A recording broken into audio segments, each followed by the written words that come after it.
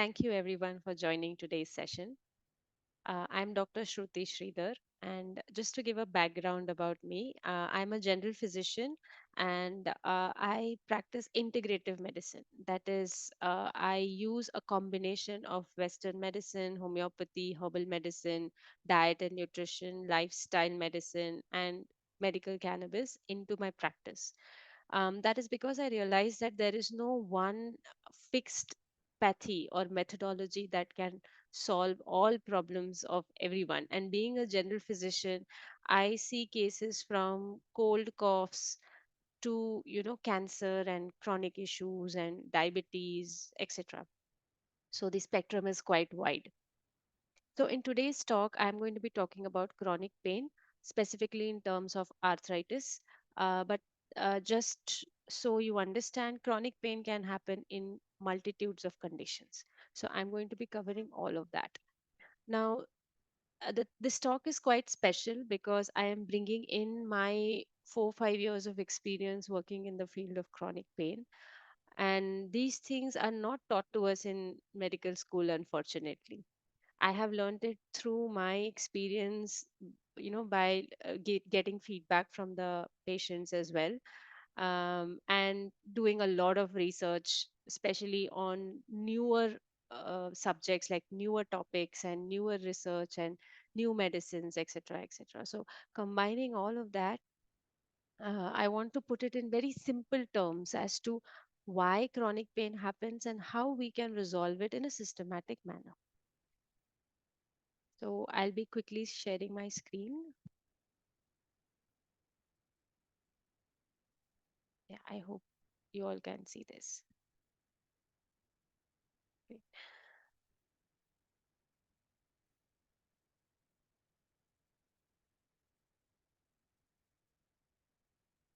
Yeah. So, what constitutes as chronic pain? Okay, let's start with that. As I said, chronic pain can happen in many conditions. And certain very common issues that we see is musculoskeletal pain, sciatica, irritable bowel syndrome, migraines, fibromyalgia, endometriosis, which is also quite a painful condition, then chronic lower back pain, arthritis, whether it be autoimmune arthritis or any other form of arthritis, is quite painful.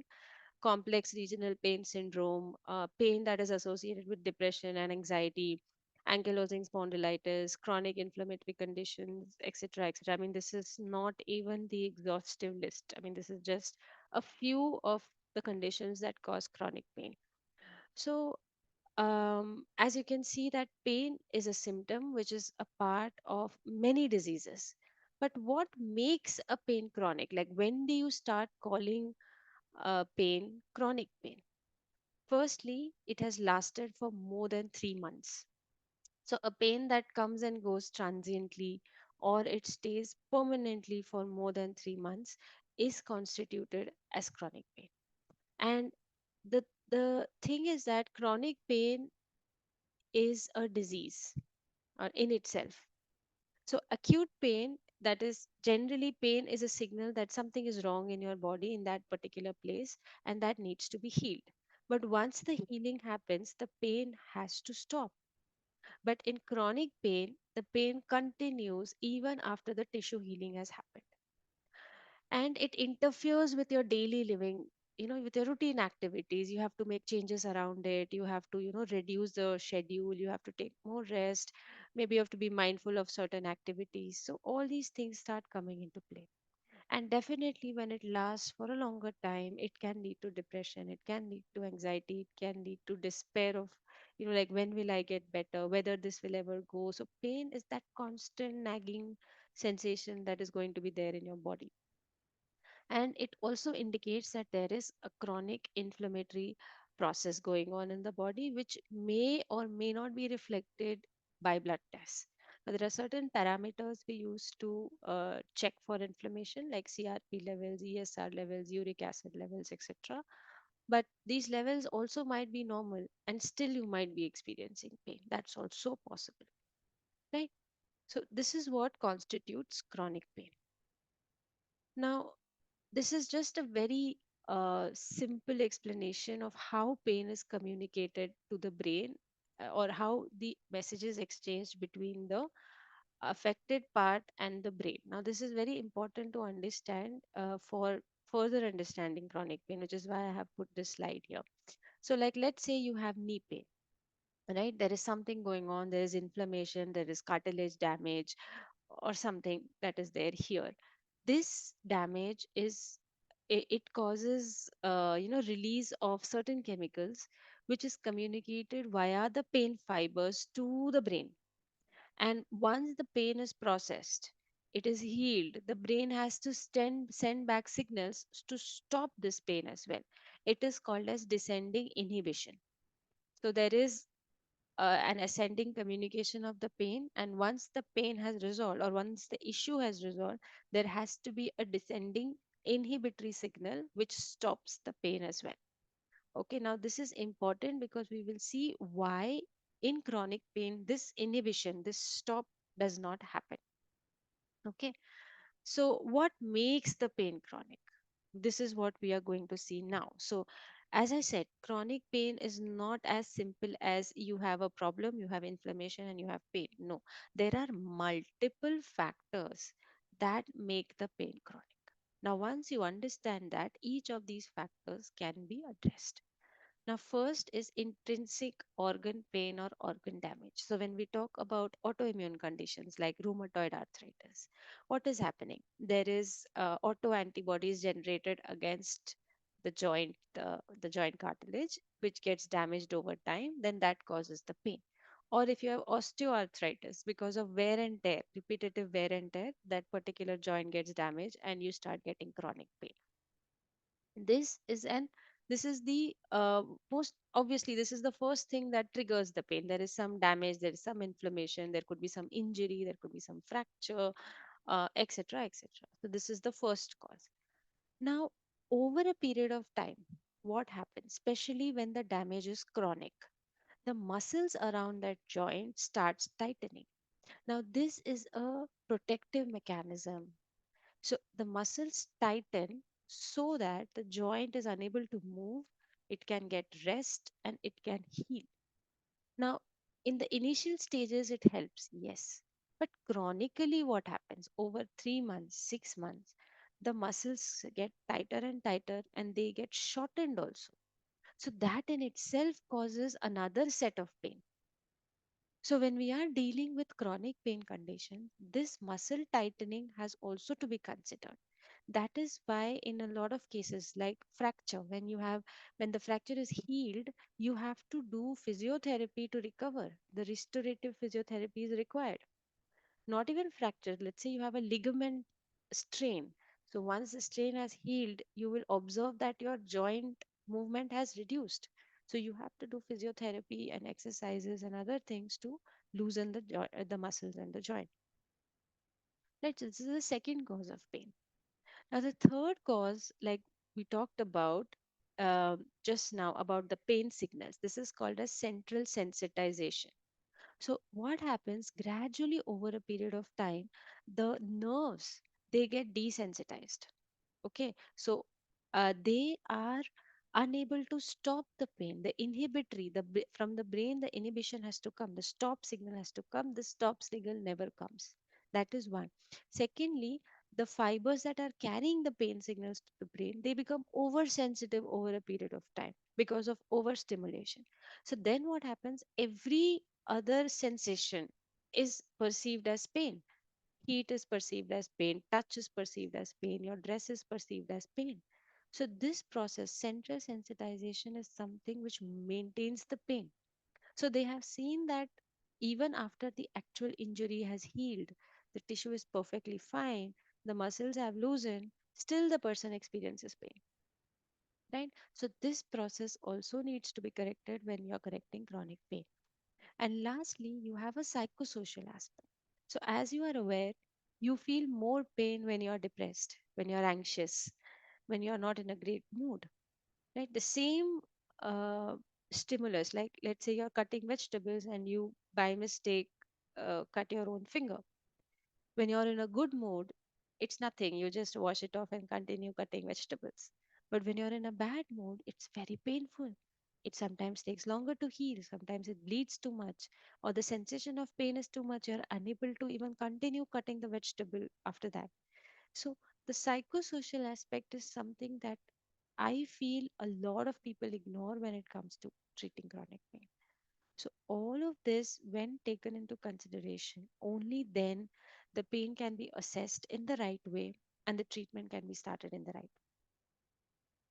So, again, there is another loop that goes on. So, when there is pain, obviously you do less movement, and it also leads to a lot of fear. Like if I move, I am going to experience pain. So there is fear, there is anxiety.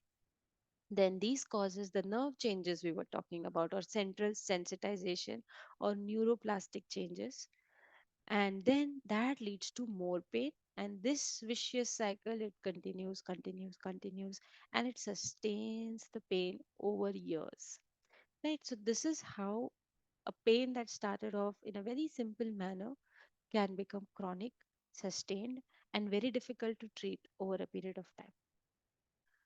So when I say integrative approach to chronic pain, what it means, it actually means to assess all of these components and put together a treatment plan which addresses all of these components. Okay, so I use this four steps, so which is why I'm going in this order. So the first step is to identify the cause of the pain or the diagnosis. It's very, very, very essential. Only the correct diagnosis can lead to the right treatment approach. Right? So when you talk about causes, so diagnosis is different, but lot of things can lead to the diagnosis, right? So, one of the main causes of chronic pain is autoimmune conditions or autoantibodies. Again, trying to detect, so that it could be rheumatoid arthritis, psoriasis, spondylitis. So, all these conditions, they have got autoantibodies, IB, irritable bowel syndrome, Crohn's disease. So, diagnosing that becomes very essential. Second is food. Now, there are a lot of foods which trigger autoantibodies. It can trigger bloating, indigestion, and then lead to certain other types of pain. It can lead to cramping. So, identifying food sensitivities, food triggers, and identifying that these are the inflammatory foods and those foods need to be avoided. So, this is also part of cause identification. Next is posture. So, if somebody has a very sedentary life, sedentary work, so sitting in one position can lead to lower back pain, or it can lead to spine, pain in anywhere on the spine or on the hips. So, these things have to be identified. Or if there has been an injury, like lifting something or bending forward, something has happened. So, identifying that. Identifying if there are any metabolic causes. So, there are certain conditions like hypothyroidism, obesity or overweight, which can lead to chronic inflammation in the body and which can lead to chronic pain. So, like people with hypothyroid, they sometimes present with a complaint of just pain all over the body. I touch and I feel pain, right? So, any metabolic disturbances are there that should be identified. Stress. Now, as I said, your mood or psychosocial aspect determines how you feel in terms of pain. And stress can also trigger cortisol, it can trigger inflammatory factors, which can lead to pain. So many people, even in my practice, I see with extremely high stress and they get neck pain. Okay, they're unable to even move their neck. Stress can induce migraines repeatedly over many years. So, all these factors need to be identified. So, if stress is an issue, then there has to be, you have to sit and discuss how the stress has to be managed, what they can do to relieve it, because it is a constant factor which is making them sick, correct? Then, identifying endocrine disruptors, especially in hormonal imbalances in women, we see there are endocrine disruptors which, cause high estrogen in them. So people with PCOS, adenomyosis, endometriosis, heavy menstrual bleeding, weight gain, all these women, they have a certain component of endocrine disruptors which could be there in their daily products, it could be there in their routine activities. So those things have to be identified and corrected. And lastly, you can check for heavy metals. Now, this is obviously this is something that the practitioner has to do, the medical personnel has to do. So, understanding all this as part of your history and identifying, okay, these could be the causes that are leading to your chronic pain. Okay. Now, what is the next step? So, let's say you have identified the cause. Let's say the cause is rheumatoid arthritis, for example. So, it is an autoimmune condition. We know the RA factor is positive, we know. So, now the next step is to reduce the inflammation. Now, here I will be talking about what I do other than a western medicine, because see, western medicine, we know there are a lot of um, anti-inflammatory drugs that are available which can be used, and the kind of patients I get, they are usually already diagnosed, then they are already on treatment for the last 5-10 years, and then that's not working, so then they come to me. So usually they're, in terms of western medicine, they are already, they have exhausted most of the options, so that is not something I go into at all. So, what can be done to reduce inflammation other than Western medicine or allopathy? So, one tool that I use is homeopathy, works wonderfully. It can, especially if there is an acute flare up, then I give them medicines accordingly to reduce the flare up. Like it reduces joint pain, swelling, increases range of movement, etc., etc. So, if or they have a lot of period pain, then it reduces the period pain, reduces the flow. So, all of that. So, homeopathy is one big tool I use. The second tool is medical cannabis. Now, this is something you might have heard about. In India, it is legal, widely available. And medical cannabis is one of the most potent anti inflammatory herb that there is. So, it can reduce inflammatory markers, it can reduce autoantibodies, it can reduce local complaints of inflammation like swelling, redness, pain, even when it's applied. So it is a very, very beautiful tool which I use, and it works wonderfully in autoimmune conditions. It works wonderfully in chronic pain. Okay, it doesn't have too much role to play in acute pain like fracture pain. It will not give any relief. But when the pain has become chronic, there is a low grade inflammation which is continuously there. Medical cannabis can work wonderfully. Right. One of like the few conditions I most commonly use it is, one is neuropathic pain, pain because of nerve damage, especially we see it in diabetics. Second, I use it in autoimmune conditions, all the autoimmune conditions, fibromyalgia, migraines, and use it for metabolic disorders like diabetes, obesity, etc. So these are the few common conditions that I see a use for it. And of course, PCOD also, because it is again a metabolic issue, and endometriosis and adenomyosis. These are certain conditions where it works beautifully and wonderfully. Next, incorporating yoga, yoga nidra, meditation. These are all techniques to reduce inflammation. There are studies which show that after doing meditation, it reduces inflammatory markers, or doing yoga regularly can lead to reduction in inflammatory markers. Again, it is because of body's endogenous mechanism. That's how it does. Following an anti-inflammatory diet. Now, this is a very big discussion with me and my patients usually. How to incorporate an anti-inflammatory diet which is catering to their dietary preferences. So you can't say that nobody should eat non-veg, or everybody should eat non-veg, or everybody should quit dairy products, everybody should, include fruits. No, the diet has to be tailored to the person. And I have seen so far that it always varies, because diet is a mixture of your cultural preferences versus your upbringing versus what you are used to versus what gives you happiness versus how your friends are, your what's your family setup. So all these things have to be taken into consideration, otherwise the diet is not sustainable.